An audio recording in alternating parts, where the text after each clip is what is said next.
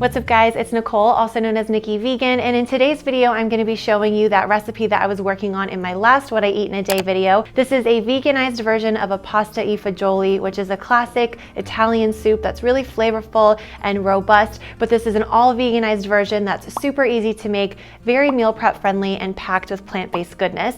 I'm also going to show you some little tips and ingredients and tricks that I have in my kitchen for veganizing recipes. This is not only going to help you make this recipe, but hopefully it will also be something that you can use in your kitchens for whatever you're making, anything you want to veganize. Hopefully these little tips will come in handy for you. So with all of that said, let's get started.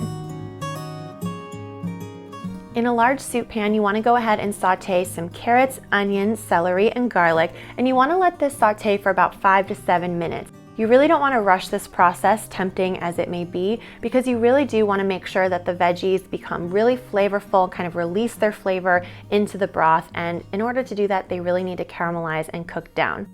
After about 5 to 7 minutes, you can go ahead and add sea salt, smoked paprika, bay leaves, and some miso, and I'll talk about those ingredients and why they're important a little bit later on, but I just like to let them kind of toast up and become really fragrant and flavorful and infuse those veggies with all of their delicious flavor. This is how we're creating the basis of a very flavorful broth. You don't want to have a bland broth here. You really want it to have lots of different elements going on. And one way to do that is to really make sure that you take your time with building the base of the broth like we're doing here. This should take about 15-ish minutes. So I just added a can of tomatoes. I'm also going to go ahead and add 1 low sodium veggie broth cube. I like to use low sodium because that way you can adjust the seasoning as you go. It's much easier to add a bit of salt if you think a dish needs it than it is to take it away if it's too salty. So just go ahead and add 1 of those to the pot.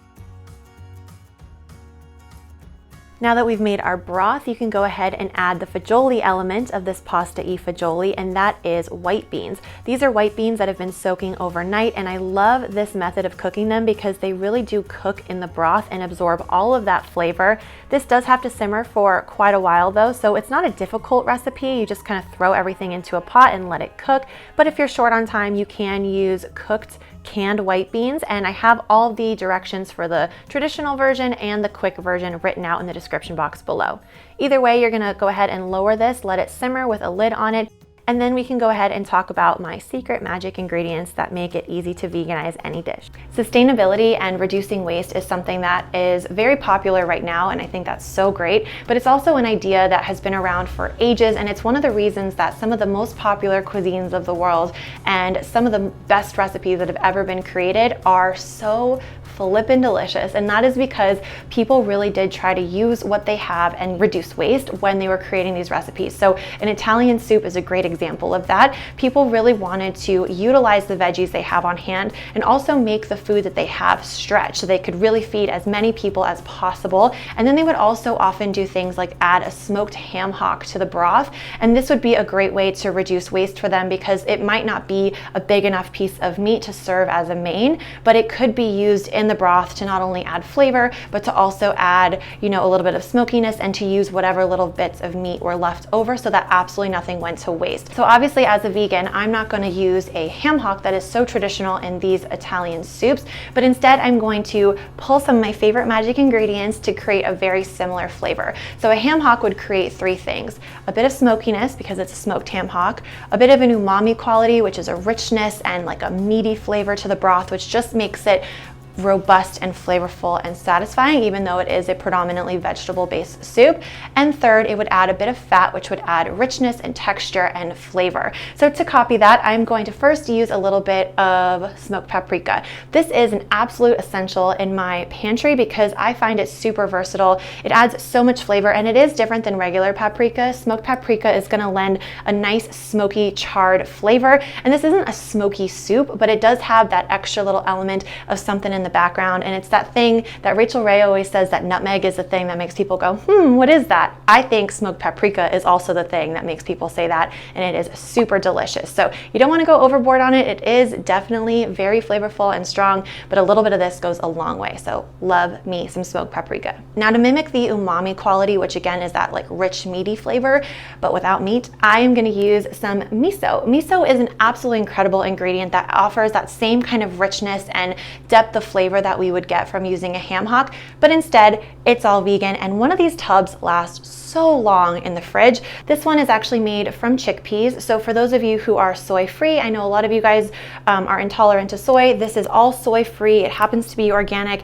and you only use a little bit at a time. So these things last forever. The last thing that a ham hock would offer is a bit of fat, because it would render off from the meat while it was cooking and infuse the broth with a texture and a flavor that really only fat can offer. Now, I know a lot of you guys are oil free or prefer to get your fat from whole food plant-based sources, and I totally hear you. I'm like that most of the time too, but I do think that occasionally using a little bit of oil in a dish like this, in this case 2 to 3 tablespoons for many servings, ends up only being a little bit of oil per dish, and I think the flavor that you get from it, the texture that you get in the broth, is super essential and really delicious. Now, you can make this totally oil-free if you like and just saute with water. It's up to you, and I think that is the beauty of cooking. But I do think here that the olive oil is not just sort of by accident. It really is an ingredient that is going to add nice flavor and a nice texture to the dish. So that's why I included it. So if you have any questions about how you would use these in a recipe, do go ahead and ask me in the comments, because I would love to help. But for now, let's get back to the soup. At this point, your soup should be smelling so good. The whole kitchen should smell like an Italian kitchen, and that is when you'll know that it is time to go ahead and add the remaining ingredients. So the beans should be cooked through and tender. Then you're gonna add some small pasta. You can use elbows, you can use orecchiette, whatever it is. You wanna make sure that it's cooked to al dente so that the last few minutes of cooking happen in the broth, again, so that the broth will really infuse the pasta with flavor. And the last step is to add some kale. Now, the kale is a really great option, and it's a traditional option because it holds up really well when it's cooked. So it doesn't get slimy or soggy, but it does, again, infuse with the broth and become really flavorful. And I think it's a great way to eat greens if you're not someone who loves eating raw kale. So I'm gonna give that a stir, and then I like to serve this in a very traditional way, which is with a little sprinkle of vegan Parmesan cheese, a tiny little drizzle, like a couple of drops of a good extra virgin olive oil for flavor, and a sprinkle of red pepper flakes. This combination of toppings is so freaking delicious, you guys. You're gonna love it, especially if you serve this with some crusty warm bread on the side for kind of mopping up the broth. It is just such a wholesome, warming, filling meal that I think is really satisfying and delicious. But of course, you can top this however you like. You can go ahead and do nutritional yeast. You could just do some cracker crumbles on top. It's honestly good on its own if that's what you're in the mood for. Make this your own, enjoy it however you like it, but I highly recommend this combo because I think it's delicious.